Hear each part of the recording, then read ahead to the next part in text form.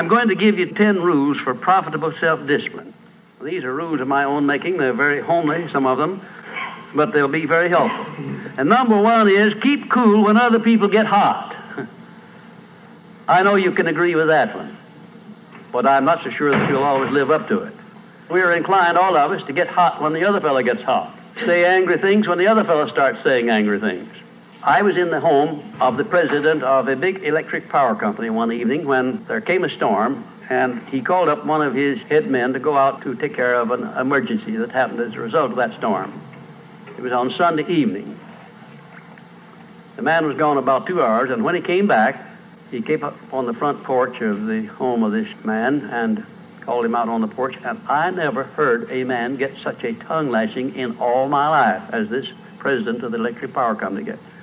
He says, you blankety blank blank, you think because you're the president of the company, blankety blank blank, and I'm just as good as you are, blankety blank blank. Oh, it was terrific. I only heard one side of the conversation because there was only one side of it. One man was doing all the talking, and one man was doing all the listening. And after this had been going on for fully 3 minutes, the other man ran out of wind and had nothing more to say. He was mad, you see, because they'd called him out on this stormy night. I heard the president close the door, and he came back, and he just smiled and said, why, the man was a little bit hot, wasn't he? That's all he said. A little bit hot, wasn't he? I expected any moment to hear fists begin to fly out there. But you see, there was a man who had risen to great heights of achievement financially, and he had done it by self-discipline in every respect. And he didn't propose to allow a workman who had been temporarily unbalanced by his anger to throw him off balance and make him stoop to that level. He just didn't propose to have that done. And you'll notice when you get into an argument with anyone, and you're apt to if you don't watch yourself, that if you just remain silent while the other fellow's blowing off his top, he finally gets to the point where he's got no more top to blow off. Then if you want to get in a few words of your own, that's a mighty good place to do it.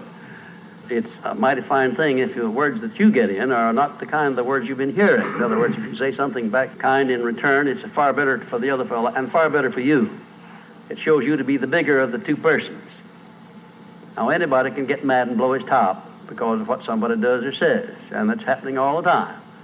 But the truly big man, the man who is in charge of himself, he doesn't allow anybody to draw him down to that level of a street brawl or of an argument in harsh words unless he wants to do it.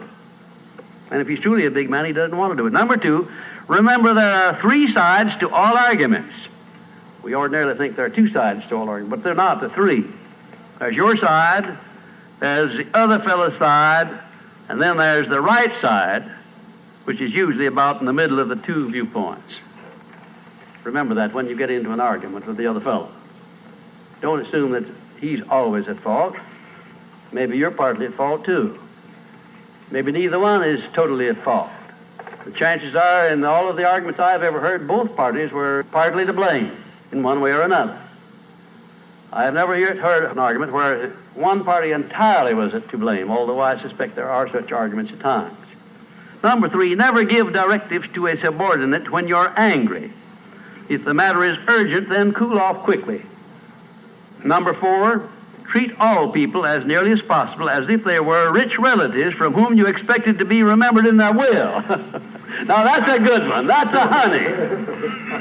That is a honey. If you just do that, treat all people as if they were rich relatives from whom you expected to inherit something at their death. And you can do that. You know, if you had a rich relative that had $1 million he was going to leave to you, or you suspected he was going to, it wouldn't make very much difference what he said or did. He would never throw you off balance. You'd never talk back to him, would you?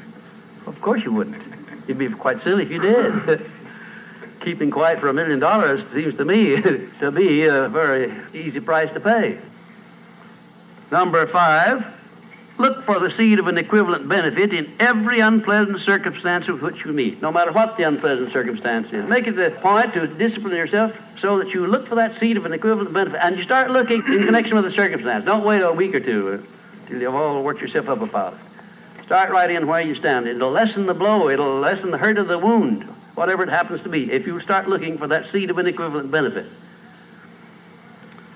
And number 6, learn the almost forgotten art of asking questions and then listening to the answers instead of getting the other fellow told off. It gives you an awful lot of satisfaction when you're angry to get the other fellow told, doesn't it? And the temptation is very great to do that. I know, because I've been there many times. Don't do it. Be bigger than that. Listen to what the other fellow has to say, and then when somebody makes a statement that you're not sure about, learn to ask this one question. It's one of the most important questions in life. It'll serve more purposes than any other short question that I can think of. When somebody makes a statement that you're not sure about, or that you doubt, or that you question, ask a 4-word question. How do you know? And then wait for an answer and see him squirm. Oftentimes there is no answer. People make wild statements that they can't back up. And instead of getting into an argument and making an incident out of the matter and getting yourself worked up into an argument, let the other fellow stew in his own fat by putting him over the barrel of that question, how do you know? I had a clergyman in my class once who was very, I just don't know exactly how to describe him. He was a fanatic, you might say, on the subject of religion.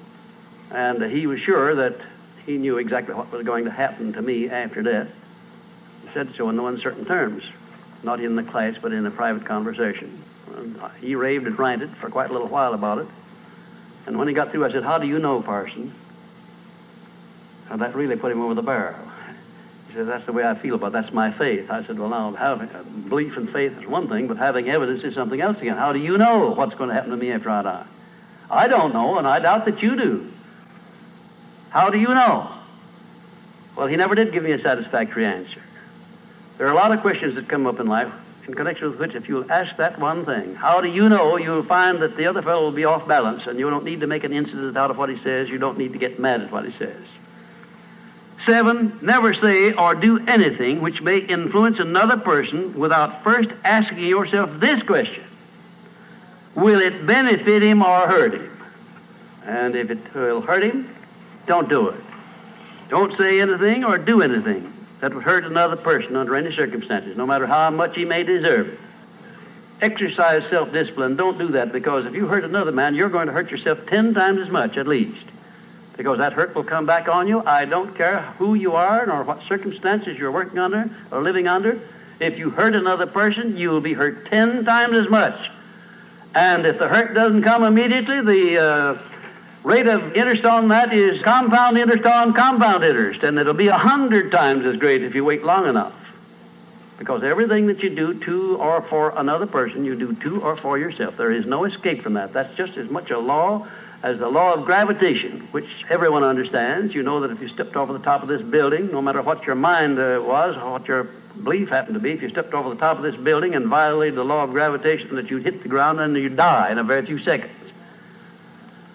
And this law, which brings you back that which you send out, is just as inevitable, just as inexorable as the law of gravitation or any other of nature's laws. Number 8, learn the difference between friendly analysis and unfriendly criticism. Then decide which you wish to live by in your relations with others. Now, friendly analysis is one thing and is welcomed by most sensible people.